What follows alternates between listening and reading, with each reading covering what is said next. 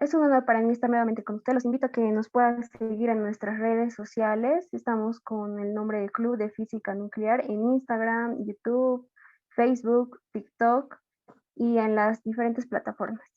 Para mí es un honor tener hoy día al licenciado Saúl Barreta Pinto, de parte del proyecto de divulgación científica física Aprendiendo de la Naturaleza. Nos va a exponer el tema de la cultura nuclear en Bolivia. Licenciado Saúl Barreta Pinto, puede proseguir, por favor.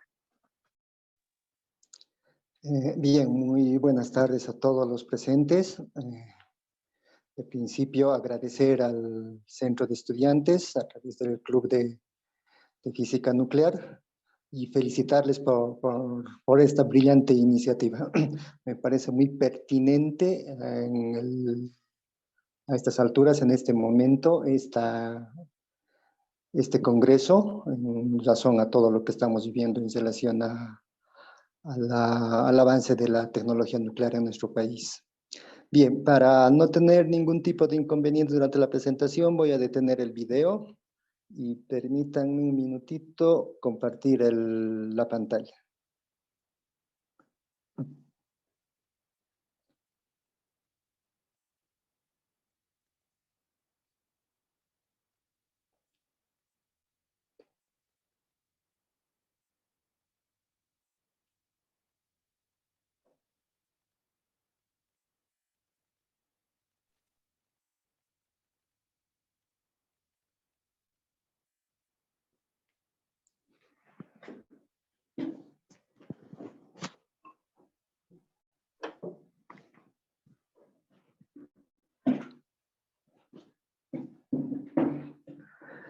Bien, por favor me confirman si se escucha bien y si estamos con la pantalla compartida plena.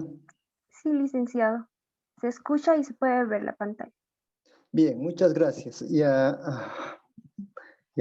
decían, yo vengo representando en esta ocasión a un emprendimiento particular junto a Verónica Ergueta, que ella también es física, titulada de la carrera de Cotacota, de la UMSA. Y estamos desarrollando este proyecto de divulgación científica en razón a que en nuestro país la cultura científica como tal no está desarrollada y no está comprendida en su justa dimensión. Ya habíamos presentado alguna vez con el planetario este programa, en alguno de los programas del planetario, esta iniciativa, a la que también invito, de hecho, a todos los estudiantes y profesionales de física que quieran adherirse a este programa. Repito que Verónica y yo hemos salido de la carrera de física, hemos sido estudiantes y en algún momento profesionales trabajando como docentes o en alguna otra actividad también dentro de la carrera. Bien, el programa que vamos a hablar ahora consta de 4 temas, 4 capítulos. Vamos a hacer una muy breve reseña histórica de la física nuclear en Bolivia, pero muy pequeña en realidad, viendo los hitos más importantes que se han desarrollado y que han tenido mucha relación con la carrera. Luego vamos a hacer una remembranza de la experiencia de un proyecto de radiografía industrial que se ha hecho con el instituto en la carrera de física como un servicio a la entonces SAMAPA, que era el servicio de agua potable para toda la ciudad. Vamos a hablar luego para poder entender y justificar esta necesidad de desarrollar un programa de la cultura nuclear en Bolivia, cuáles son los usos y aplicaciones de la tecnología nuclear en Bolivia. Las domésticas, digamos, o las de pequeña envergadura que han estado realizándose especialmente en el oriente boliviano estas últimas décadas, y luego del proyecto del AVEN, ¿no? El CIDET, el reactor nuclear de investigación en particular. Bien. La historia de la física nuclear en Bolivia inicia en enero del 1960 con el COBOE. Es la primera entidad para el desarrollo de la energía nuclear en Bolivia. Esta, pero ha demorado, digamos, en toda su institucionalización, como sucede con todo lo que se inicia, ¿no? Desde su inicio, hacia 1960, han demorado más o menos unos 15 años, hacia mediados de la década del 70, es que se ha tratado de explotar el uranio, ¿no? Se tenía que, en la cordillera de los Frailes por Potosí, en la zona de Cotajes, se encontró uranio y trató de hacerse todo el proceso para poder explotar el uranio como un combustible, ¿no? El uranio 235 es el combustible ideal para los reactores. El proceso apenas ha llegado únicamente a llegar al yellow cake, es decir, que un concentrado del mineral, pero no se ha podido en ningún caso industrializar más allá y mucho menos llegar a un enriquecimiento de este uranio. En el 1983 se cierra el COBOEN y se inaugura el Instituto Boliviano de Ciencia y Tecnología Nuclear. Sus oficinas centrales eran en San Jorge y en Viacha se abre el Centro de Investigaciones Nucleares, el CIAN. Bueno, vamos a hablar más del CIAN porque en esta etapa, hacia finales de 1980 hasta mediados de la década del 90, hasta el 95, 96 más o menos, se hace cargo del Instituto Boliviano de Tecnología Nuclear un físico, Sergio Rondón. Muy famoso él en la carrera, un profesional excelente, que en su gestión se gestiona hacia 1985-86, les hablo, desde esos años, se gestiona y se empieza a implementar el monitor de neutrones, un equipo que ha sido donación de la Argentina, y con este equipo empiezan a realizarse las primeras prácticas serias, digamos, en el ámbito de la aplicación de la tecnología nuclear. El paper que ven abajo, acá, es un trabajo que realizó Abelardo Alarcón, un físico de la carrera, que años más tarde murió, muy joven él, un excelente profesional. Yo he tenido la suerte de que él ha sido mi ayudante de Física 1 al entrar a la carrera. Y luego también, años más tarde, cuando Abelardo ya era docente en la carrera, he llegado a ser su ayudante también de Física 1. En esa época, hacia 1996, hacia esos mediados de esa década, los trabajos que se realizaban en el CIAN, en Viacha, no tenían un medio donde poder expresarse, o sea, no había todavía la revista boliviana de física. Entonces, este es uno de los primeros trabajos publicados por docentes de la carrera de física, Abelardo Alarcón, en conjunto con algunos otros estudiantes de ese tiempo que estaban haciendo ya las prácticas en Viacha. Entre ellas, por ejemplo, estaba Verónica, que acompaña este proyecto de divulgación científica, y presentan los resultados del análisis biométrico realizado en muestras minerales de la empresa Funestaño. Hubo un tremendo alboroto periodístico en esos meses, porque se asumía que estos restos de minerales de esta empresa eran radioactivos y se estaban almacenando en algún depósito que no requería los cuidados como para un material radioactivo, pero fue el trabajo de Abelardo Alarcón y estos otros alumnos de la carrera que determinaron que no tenía ningún contenido radioactivo este material, y finalmente publicaron este trabajo en la revista de química, que en aquellos años no estaba indexada, era una de las primeras publicaciones a nivel científico que se daban en la universidad.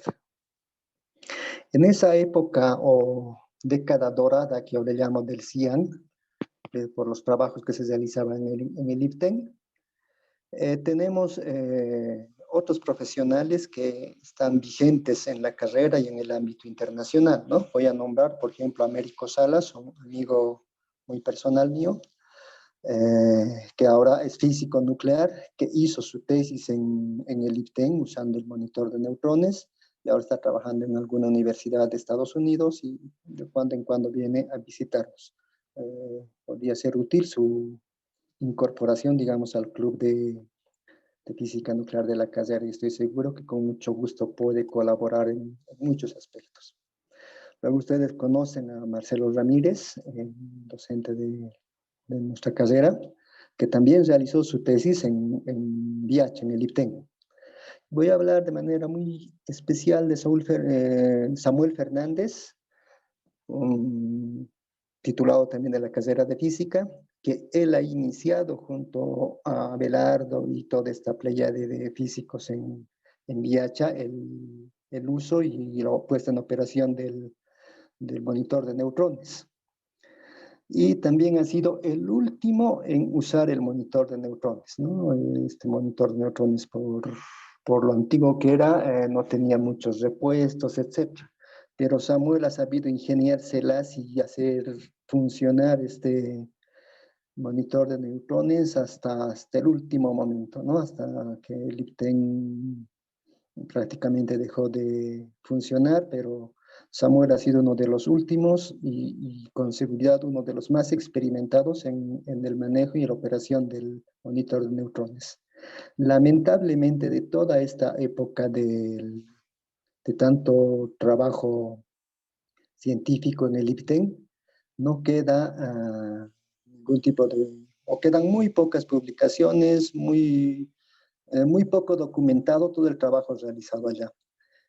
Por ejemplo, estos protocolos que usaba Samuel Fernández con seguridad es una riqueza para el uso del monitor de neutrones, ¿no? Pero no se tiene ninguna referencia o ninguna documentación de todo ese trabajo.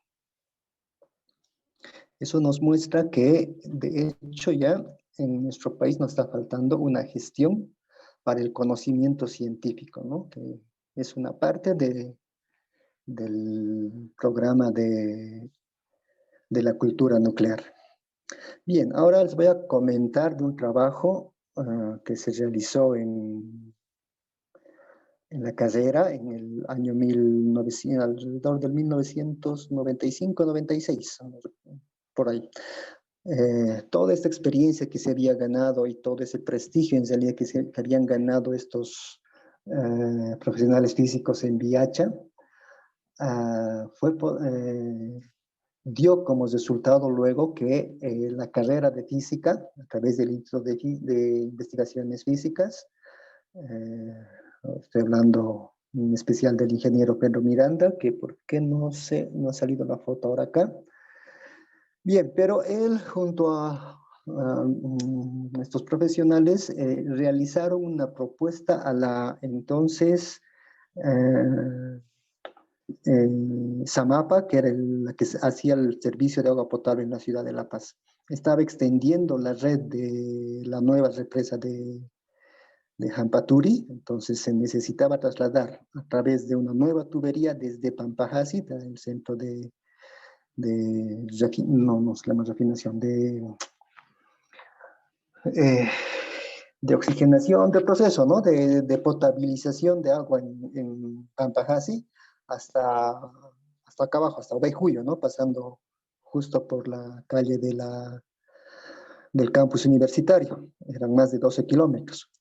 Entonces, toda esta experiencia y las valiosas gestiones del ingeniero Miranda hicieron posible que se adjudique a la carrera este proyecto. Un proyecto o trabajos que generalmente estaban dedicados a empresas extranjeras en ese momento, porque en Bolivia no se tenía un desarrollo de la tecnología nuclear como para hacer este trabajo, ¿no? La inspección de la soldadura de estos tubos bastante gruesos, algunos llegaban incluso hasta 2 centímetros de espesor.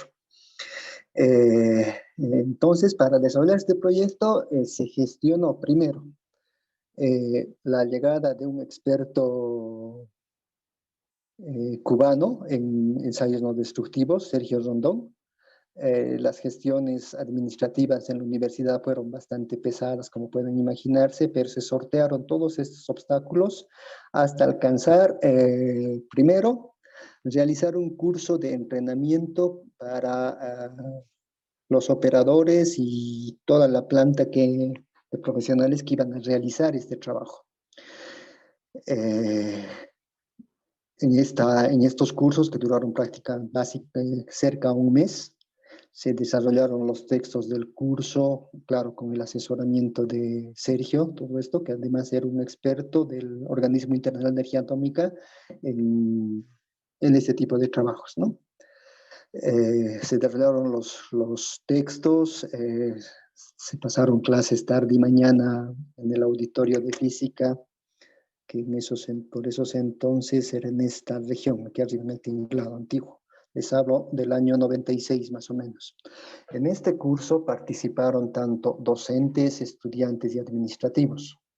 Eran como unos 6 docentes y, sin exagerar, han debido ser entre 25 y 30 estudiantes, que en esa época el regular de estudiantes era de unos 40 alumnos más o menos. Eso era toda la carrera en esos años. O sea, prácticamente toda la carrera se volcó a este curso por lo interesante, por lo novedoso y lo atractivo de todo aquello.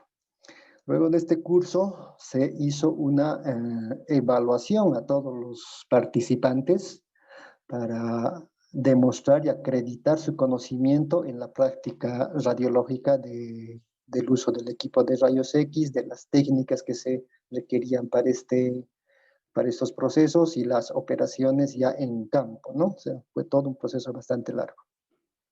Teniendo a estos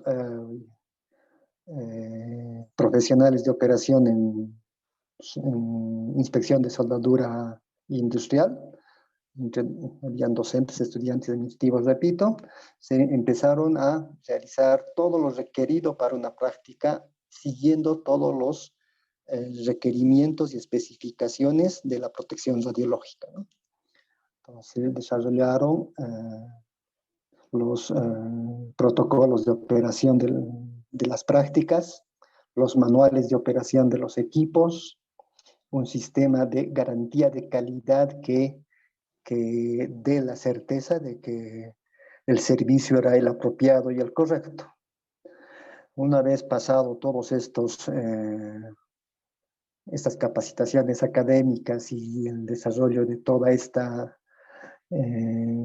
estos protocolos y manuales, entonces empezó recién con el trabajo ya en campo. Lamentablemente no hemos encontrado muchas fotografías. En ese tiempo no habían los celulares ni las cámaras digitales. Entonces, por ejemplo, acá vemos en la zanja que tenía entre 2 y 50 centímetros de profundidad.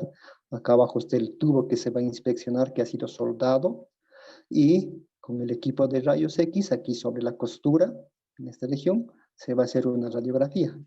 Luego esa radiografía es llevada a todo el proceso de revelado y etcétera, y luego a un densitómetro de película, ¿no? Para poder ver en ella los defectos que podría tener la soldadura, para ver si correspondía rehacer esta junta soldada o si pasaba con aprobación y podían continuar el tendido de la tubería. Este proyecto ha durado un poco más de un año, han sido 12 kilómetros que se han ido inspeccionando estos tubos de 12 metros y bueno, el trabajo ha sido arduo, ha participado muchísima gente de la carrera. Y la calidad de la capacitación que se ha tenido en este curso ha sido tal, o sea, han salido muy buenos profesionales en esta capacitación, que en esos años se estaba iniciando el gasoducto al Brasil, para la venta del gas hacia el Brasil. La empresa Petrobras se anotició que habían hartos profesionales de la carrera de física que habían hecho este curso de radiografía y su calidad era muy buena, su formación excelente, que invitaron prácticamente a todos a participar de aquel proyecto del gasoducto al Brasil. Entonces, de estos 30 estudiantes que les decía que teníamos en actividad en ese instante, desaparecieron de la carrera. Hubieron unas semanas que estaba vacía prácticamente la carrera, ¿no? Porque todos se fueron a Santa Cruz, pero el trabajo era intenso, ¿no? O sea, no podían volver, o sea, tenían que quedarse. Entonces, eh, prácticamente dos estudiantes únicamente se cambiaron, ¿no? A Santa Cruz a realizar este trabajo y los demás volvieron nomás a continuar sus estudios y acabar la carrera. Pero lo que quiero ponderar es ese hecho, ¿no? De que la calidad de este curso que se realizó tuvo tal repercusión, fue tan grande que fueron solicitados todos estos profesionales de este curso. De esta manera, se tuvieron dos subproductos bastante grandes de muchísima calidad. Uno, primero, que en la universidad, a pesar de desarrollarse tanta investigación y de desarrollarse muchísimas actividades de investigación y etcétera, nunca se daba servicios en la universidad. O sea, toda esta producción intelectual que se realizaba en la universidad se acababan en publicaciones en revistas o en algún caso en publicaciones que se quedaban en la biblioteca. A partir de este proyecto, la universidad abrió los ojos y ver la posibilidad de que todas estas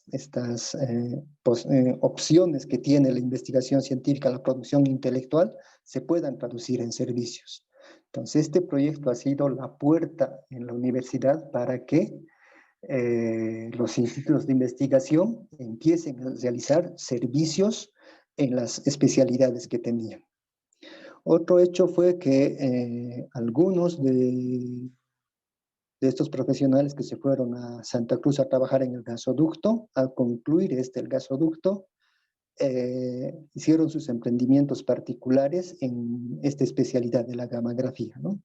Este es un equipo de gammagrafía, ya no es un equipo de rayos X, más bien es una pastilla radioactiva, pero que hace lo mismo, ¿no? Irradia fotones que al traspasar la tubería imprimen sobre la placa fotográfica los defectos o la calidad de la soldadura. Entonces hubieron dos profesionales de la carrera de física que concluyeron haciendo sus empresas de gammagrafía en Santa Cruz.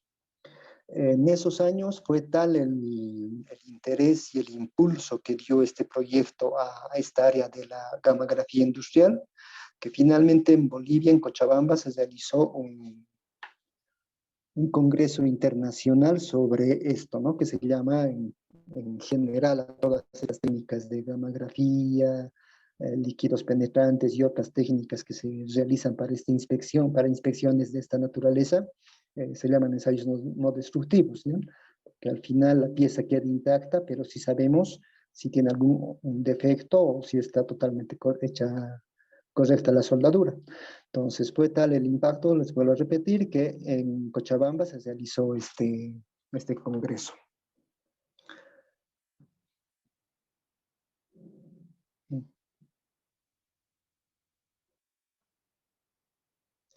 Bien, entonces les decía que todo este trabajo se hizo así, siguiendo todas las recomendaciones del Organismo Internacional de Energía Atómica. La piedra fundamental del organismo de energía atómica es la cultura de la seguridad. Entonces, para eso toda esta, no es normativa, toda esta bibliografía que saca el organismo para realizar prácticas seguras, se divide en tres cuerpos grandes, ¿no? El primero, los fundamentos de la seguridad, los principios filosóficos de la seguridad en las prácticas del uso de las radiaciones ionizantes, tanto en las instalaciones nucleares como las radiológicas, ¿no? Luego, estos principios se traducen en requisitos de seguridad.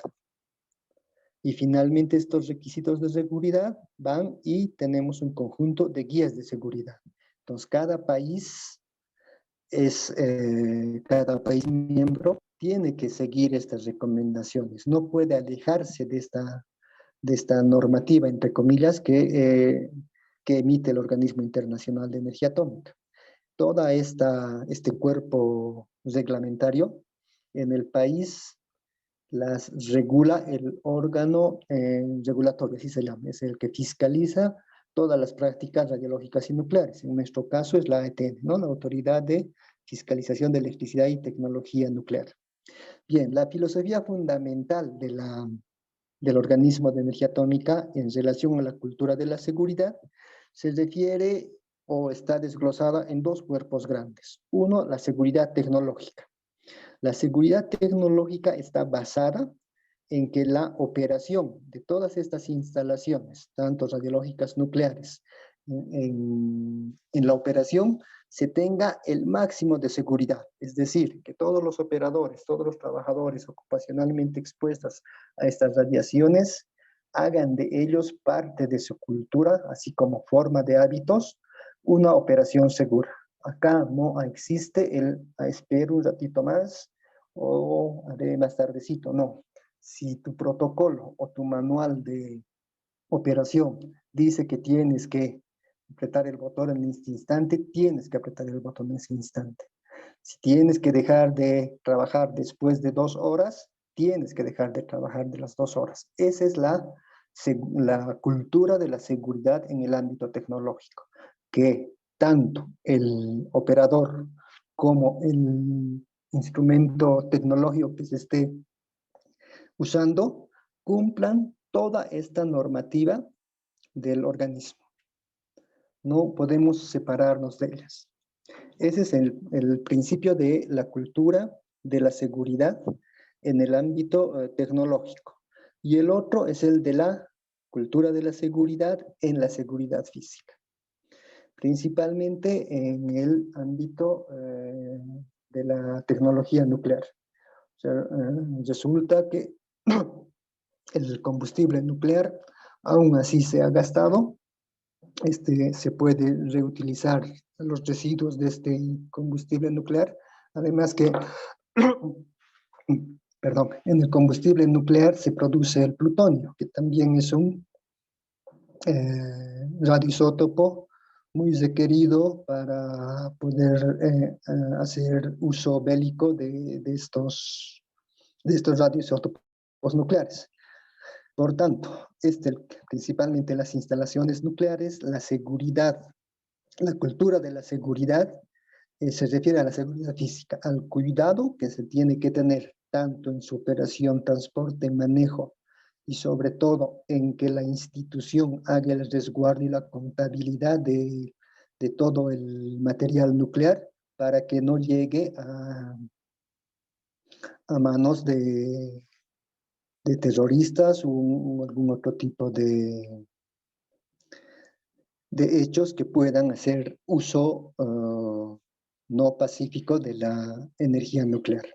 Es decir, la segunda parte, este segundo cuerpo de la seguridad física, va en coherencia con el lema del organismo, ¿no? Átomos para la paz. O sea, es el cuidado de usar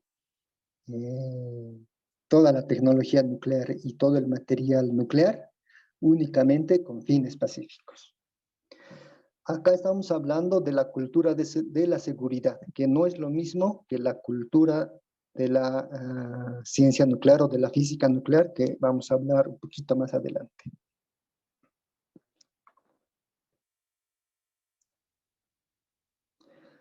Bien, con seguridad que todos hace unos 6, 8 años atrás más o menos, hemos estado todos pendientes a un gran colisionador de hadrones para ver si el bosón de Higgs existía o no. Esta es una fotografía precisamente del anillo donde se han estado acelerando estas partículas, estos hadrones, para que al chocar podamos ver o podamos detectar la existencia de la partícula de Higgs. Y hace unas semanas atrás, con seguridad, todos nos hemos maravillado con las primeras fotografías que ha enviado el telescopio Webb. Estos proyectos científicos, es decir, la investigación científica de ahora, a diferencia de hace unos 50 años atrás o cuando el hombre estaba llegando a la Luna, la investigación científica era altamente competitiva, ¿no? Estaban, por ejemplo, los rusos y los americanos, norteamericanos, viendo quién llega primero a la Luna. Era una competencia desenfrenada, ¿no? Pero la investigación científica de estos años ha cambiado en esa visión. Uno, por la magnitud de los financiamientos que requieren estos proyectos, y luego por el enorme conocimiento que se requiere, ¿no? O sea, necesitamos ahora muchos científicos para poder realizar algunos de estos proyectos tan gigantescos, ¿no? Entonces, esto ha hecho que la visión de la investigación científica mundial cambie.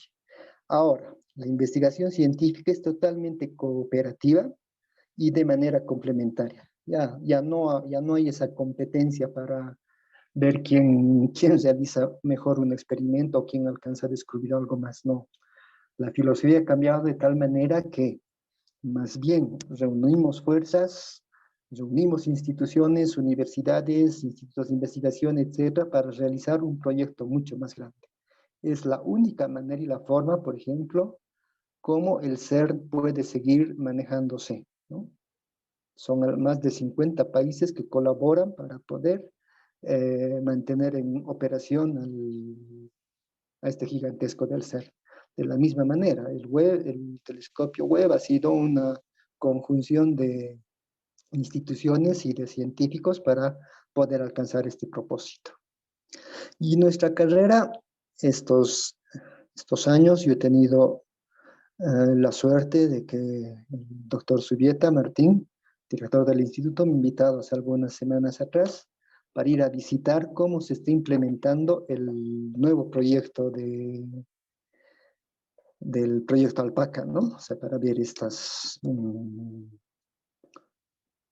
rayos gamma de ultra alta energía. Es una nueva mirada al espacio, de hecho es una nueva astronomía prácticamente para poder describir las radiaciones del cosmos a través de este proyecto de la Alpaca.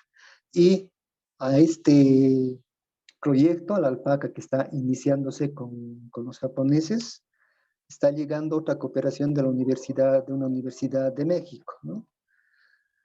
De tal forma que el proyecto, toda esta tradición en realidad de Chacaltaya, donde ha nacido la investigación en Bolivia y luego la carrera de física, está también teniendo esta misma mirada de la investigación científica a nivel mundial. Y a propósito, no a propósito, sino que también, ¿no? O sea, toda esta parte de los rayos cósmicos y las partículas elementales, la física nuclear es la base del conocimiento teórico para explicar también estos fenómenos. Es decir, que Chacaltaya y física nuclear van de la mano, ¿no? Debería integrarse, yo creo, un poco más estas dos áreas en la carrera para alcanzar un mayor impacto en la misma carrera y luego tener un mayor beneficio de todo el trabajo que se está realizando en Chacaltaya.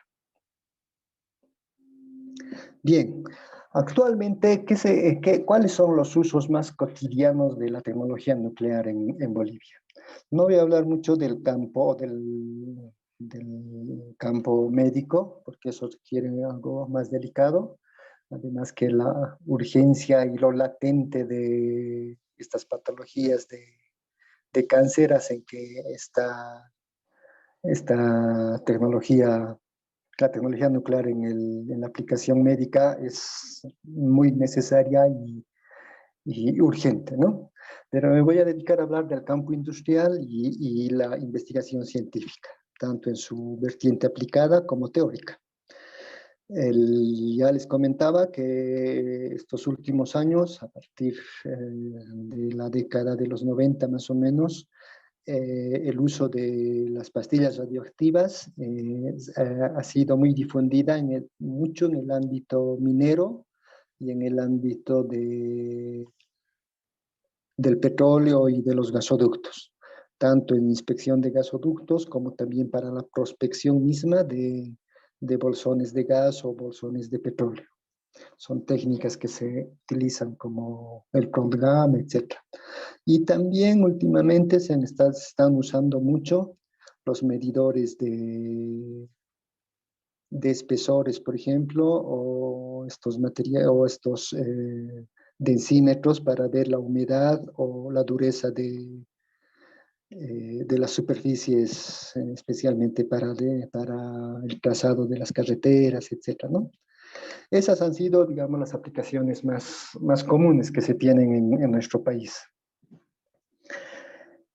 Ahora, con la llegada del proyecto nuclear boliviano y su implementación, que el reactor nuclear de investigación, nuestro compañero del ADEN, hace unas 2 semanas atrás, nos comentaba que está proyectado para el 2025. En este aspecto, muy brevemente, cuando tenemos el uranio 235 y hacemos que llegue un neutrón más sobre él, por un instante se vuelve el uranio 236 altamente inestable, que por esa inestabilidad que tiene se divide en dos, ¿no? Dos productos de fisión y uno, dos o tres neutrones y un desprendimiento de energía en forma de calor. Esa es la fisión. Luego, esos 3 neutrones libres tienen que ir y nuevamente llegar a otro neutrón para poder, a otro núcleo para poder realizar otra fisión. De esa manera, tenemos más neutrones y realizamos la reacción en cadena. En este proceso lo que nos interesa, el requisito fundamental y principal es, porque estos neutrones son bastante rápidos, muy energéticos, es la termalización. Tenemos que disminuir su velocidad, su energía cinética, de tal manera que garanticemos que ese neutrón pueda ser atrapado por el siguiente núcleo del uranio. Si no sucede eso, si la energía es muy alta, el neutrón no es atrapado en el núcleo de este nuevo átomo y no se produce entonces la fisión, o sea, se detiene la reacción en cadena. Entonces, este punto es el más delicado, ¿no? La termalización de los neutrones para garantizar el atrapar a los neutrones. Luego, estos neutrones que tenemos acá, con diferentes procesos o en los haces de los neutrones, podemos realizar en 2 casos, ¿no? Uno, producir radioisótopos o disparar estos neutrones sobre una muestra para hacer un análisis por activación de neutrones. Entonces tenemos un producto, un radioisótopo o un servicio de análisis por activación de neutrones. Es lo que va a realizar el reactor de investigación. Ahora, todas las becas que está realizando la ADEN y toda la formación que están realizando los profesionales es para la operación segura del reactor de investigación. Y algunos otros profesionales para hacer la investigación tanto de estos radioisótopos o usando el análisis por activación de neutrones. Eso está garantizado y se tiene todo un programa ya en desarrollo. Pero estos radioisótopos, por ejemplo, van a ser usados o tienen que ser comercializados tanto a empresas estatales como privadas ya en la producción de algún tipo de producción o de análisis con estos radioisótopos. Por ejemplo, en la investigación, por ejemplo, para mejorar los cultivos, ¿no? Se ponen aquí los radiotrazadores para ver de qué manera o cuál es el abono o cuál debe ser la composición de este abono para tener una mejor producción de este cultivo.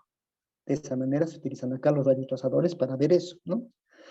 Entonces, necesitamos que estos agrónomos, por ejemplo, que van a usar estos radioisótopos para mejorar su cultivo, estos agrónomos tienen que capacitarse de alguna manera en el uso de estas técnicas nucleares, de estas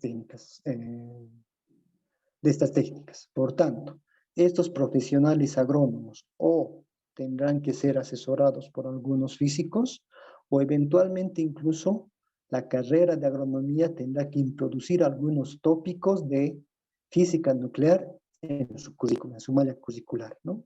¿Para qué? Para que se haga un buen uso de esta producción de radiotrazadores en el uso, por ejemplo, en la agricultura. Estos radioisótopos, con seguridad ya les han comentado, que tienen multitud de aplicaciones, ¿no? En muchísimas otras áreas, en geología, en minería, en la industria, en el medio ambiente, etc.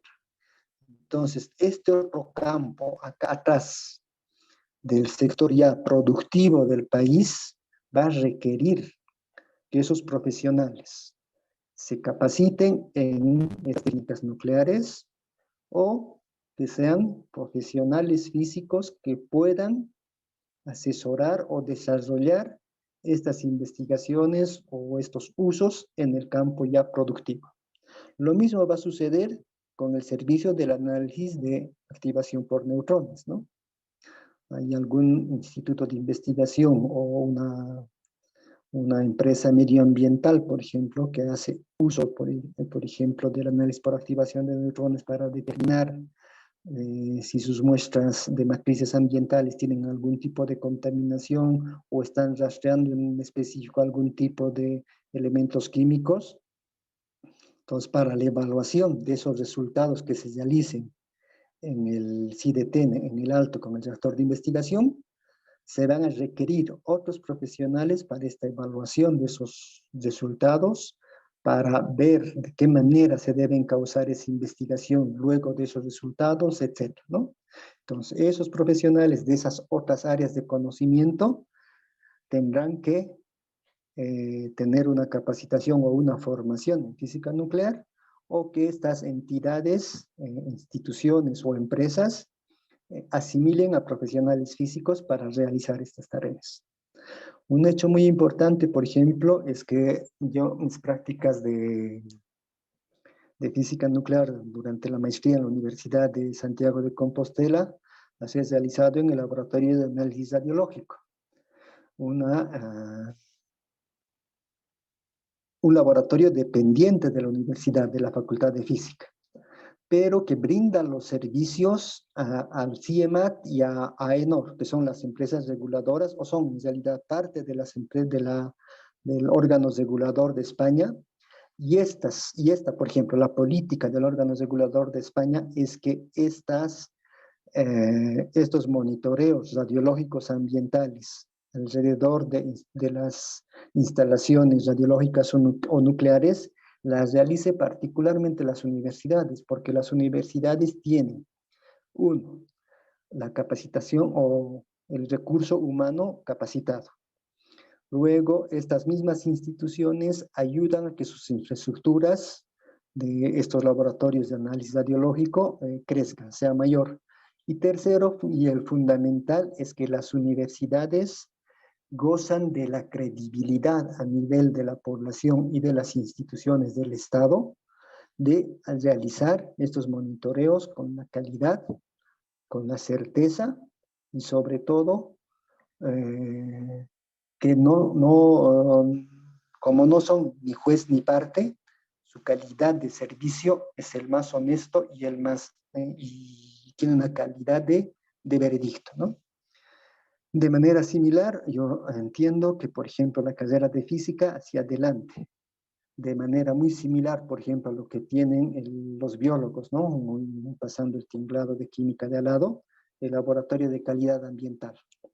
Este laboratorio de calidad ambiental se constituye a nivel nacional como el referente para ver el monitoreo de muchísimas muestras ambientales, ¿no? En diferentes tipos de matrices. Hacia adelante, siguiendo el curso, como va desarrollándose la tecnología nuclear en nuestro país, va a requerirse de un laboratorio que certifique y que monitoree la calidad de la calidad del trabajo de todas estas otras instituciones, tanto radiológicos como nucleares. O sea, va a ser necesario un laboratorio radiológico ambiental. Mi sugerencia o mi contribución a la carrera puede ser en que se vaya armando, diseñando todo este laboratorio de radiológico ambiental, por un lado. Bien, ya casi concluyendo la exposición, estamos viendo que el mundo científico, el modo de trabajar en el mundo científico, por la magnitud de los trabajos y etcétera, ha cambiado el enfoque, ¿no? Ya les decía que esto es un trabajo muchísimo más colaborativo y de complementación de, de conocimientos. En estas últimas décadas, aproximadamente alrededor del año 2000, un poquito antes, en Europa principalmente ha nacido esto del I más D más I. Es decir, que todo este conocimiento científico que se desarrolla principalmente en las universidades tiene que salir a la sociedad, tiene que encauzarse este desarrollo intelectual, este desarrollo de conocimientos, en un desarrollo socioeconómico del país o de la sociedad donde se esté desarrollando este conocimiento. Ese es el I más D más I. Investigación, desarrollo más innovación. Entonces, en este caso, nosotros, al igual como sucede la fisión nuclear, hemos llegado al punto en el que hemos conseguido la masa crítica tanto de profesionales del área nuclear y con el advenimiento del proyecto nuclear boliviano, yo hago una analogía similar al neutrón que está llegando al uranio 235 que va a poder producir la fisión nuclear. Pero estamos no articuladas estas instituciones. Es decir, la universidad está desarrollando, como hemos visto, ¿no? Desde los años 80, una cierta producción de calidad en el ámbito del uso de la tecnología nuclear en el CIAN, en Viacha principalmente. Tenemos la tradición de la investigación de 70 años en el laboratorio de Chacaltaya y el grupo de rayos cósmicos, pero no estamos articulados de ninguna manera con el Estado y mucho menos con la sociedad, ¿no? O sea, todo nuestro trabajo científico no reconoce la sociedad, uno, por falta de, lo que vamos a hablar enseguida en un instante, de la difusión de la ciencia, por un lado, y el otro porque no encontramos mecanismos reales que nos puedan o nos permitan desarrollar esto que en Europa y en los países del primer mundo, llamados del primer mundo, desarrollan a través del I más D más I.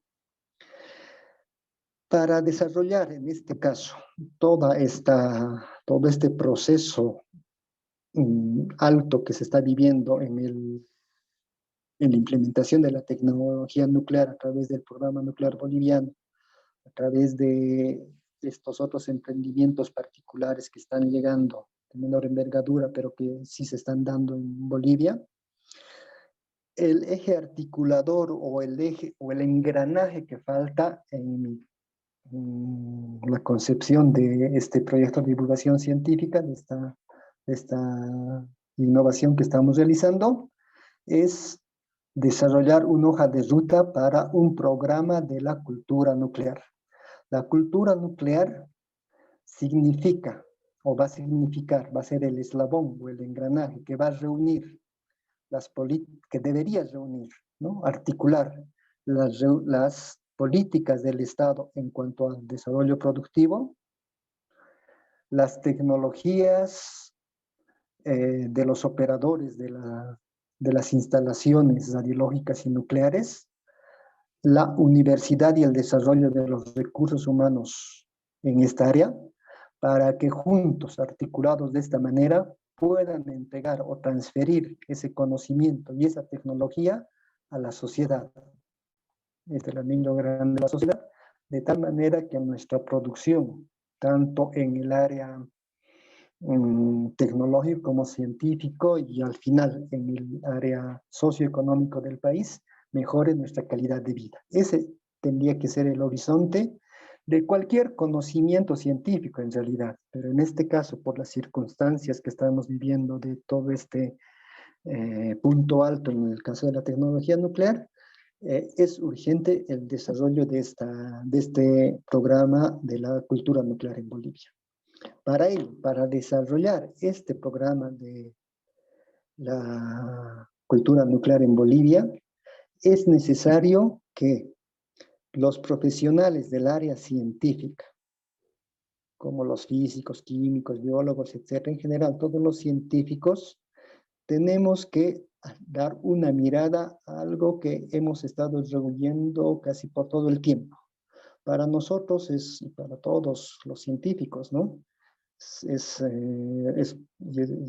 que por eso hemos estudiado precisamente física, ¿no? Nuestra pasión es estar en el laboratorio, es estar realizando las soluciones a ecuaciones, etcétera, ¿no? Es el trabajo científico es el que nos ha llamado precisamente a estudiar esta carrera. Pero para completar o para poder aportar a todo este circuito del programa de la cultura nuclear boliviano, es necesario que los científicos nos inmiscuyamos en la administración de la ciencia. En Europa, en particular en España, estos últimos años ha aparecido como una carrera o como una actividad profesional que está creciendo cada vez más, la diplomacia científica. Y es precisamente para hacer efectivo este desarrollo del conocimiento, de la investigación que se realizan en las universidades para que puedan ser transferidas hacia la sociedad en los diferentes modos, ¿no? De diferentes modos. Bien, entonces para alcanzar este programa de la cultura nuclear en Bolivia, la institución más llamada a poder desarrollar esto es la universidad, ¿no? Precisamente por eso, porque tiene los recursos humanos y la posibilidad de hacer esa investigación, por un lado. Entonces, a este desarrollo de recursos humanos, el Organismo Internacional de Energía Atómica llama la gestión del conocimiento, básicamente, fundamentalmente, ¿no? Y es lo que les comentaba al principio. Por ejemplo, todo el trabajo y toda esta experiencia de Samuel en la operación del monitor de neutrones está totalmente perdido, ¿no? No tenemos ningún tipo de documentación de aquello. Por un lado, la gestión del conocimiento se preocupa de esto, ¿no? De que toda la experiencia acumulada de los profesionales no se pierda, no se diluya en el tiempo. Por un lado, pero además, en el caso nuestro, por lo particular que vivimos en Bolivia, el hecho de desarrollar recursos humanos no va únicamente en el posgrado o en especializar ya a físicos profesionales, porque eso únicamente es una respuesta inmediata a la necesidad, ¿no? Tenemos que tener una visión más a largo plazo. Entonces, para ello, tenemos que desarrollar la enseñanza o el aprendizaje de la física ya desde la niñez. Tenemos que interactuar con las normales. Están en este momento, ¿no? Hace unas 2 semanas atrás he tenido una reunión, por ejemplo, en el Ministerio de Educación, porque se está actualizando la currícula desde el nivel inicial, primaria y secundaria, ¿no? Nuestra participación en esta actualización de la currícula como institución, como profesionales físicos, debería ser vigente, ¿no? Debería ser latente, una propuesta que dé respuestas a estas necesidades, ¿no? Un hecho que debería ya lanzarse en la carrera es una olimpiada en física nuclear, ¿no? Para estimular precisamente el estudio desde temprana edad en esta área, porque pensemos, el proyecto nuclear boliviano y todos los otros emprendimientos que se están desarrollando en el área de las tecnologías nucleares, nos van a ganar el paso, ¿no? O sea, vamos a necesitar muchísimo más profesionales en todas estas, para el uso efectivo y eficiente de todos estos productos y servicios de estas instalaciones. Entonces hay que dar una mirada a la formación de recursos humanos a mediano y a largo plazo, ¿no? Y para ello una opción gran o una necesidad grande es que la ciencia como tal, todas las ciencias, y en particular la física nuclear, ya deberían introducirse desde temprana edad en los colegios. El otro aspecto es la difusión de todas estas actividades del área nuclear. O sea, necesita un programa de comunicación de todo el desarrollo de todas estas actividades de investigación y de aplicaciones de la tecnología nuclear. La carrera de física ha sido la primera en todo el país de poder indexar la revista boliviana de física. Eso significa que tiene una calidad mínima para poder estar en circulación a nivel internacional. Es la indexación, que estos artículos son arbitrados por otros pares de tal manera que se tiene esa calidad de publicación, ¿no? No es una revista que simplemente publica por publicar, ¿no? Entonces, esa tradición también tiene que, podría, más bien dicho, ayudar a desarrollar la hoja de ruta para el programa de la cultura nuclear boliviana. En este programa de comunicación de la ciencia, del desarrollo de la ciencia nuclear en Bolivia, además de la difusión que se hace con los pares, ¿no? La investigación seria, rígida que se tiene que hacer, esa tiene que ser evaluada con los pares y la revista boliviana de física puede cumplir de manera acertada esa función. Pero en esta difusión de la ciencia necesitamos realizar un otro programa le voy a llamar de menor intensidad, digamos, en el hecho de que tenemos que llegar al público en general para que se entere de buena manera el uso, las aplicaciones y los beneficios que se tiene de la tecnología nuclear. Es algo que se ha descuidado mucho, que se está descuidando a nivel en general de la ciencia, ¿no? Después de eso, precisamente, es que con Verónica hemos iniciado este programa de divulgación científica para que el público en general vaya entendiendo, vaya comprendiendo y vaya usando además esta lógica del conocimiento científico en sus quehaceres diarios, ¿no? Ese es el tema que quería conversar con ustedes, proponerles, y más que una propuesta, en realidad es creo una reflexión para poder desarrollar esta hoja de ruta para un programa de la cultura nuclear en Bolivia. Les agradezco por el tiempo, la atención, y estoy presto a poder conversar con ustedes. Muchas gracias.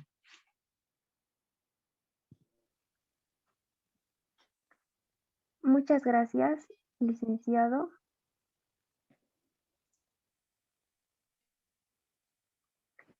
¿Nos puede proporcionar su correo electrónico, por favor? Bien, en el chat, voy a Si lo anotarlo. podría, sí, por favor, así para que si algún compañero tiene alguna pregunta, le pueda decir y así no se quede con la duda, ¿no? Ya, bien. Muy bien, gracias, licenciado, por su tiempo, por habernos compartido sus conocimientos. Realmente es muy importante, cada día se aprende más y no se deja de aprender. Las recomendaciones que nos dio realmente son bastante importantes. Si tiene algo más que agregar para despedirse.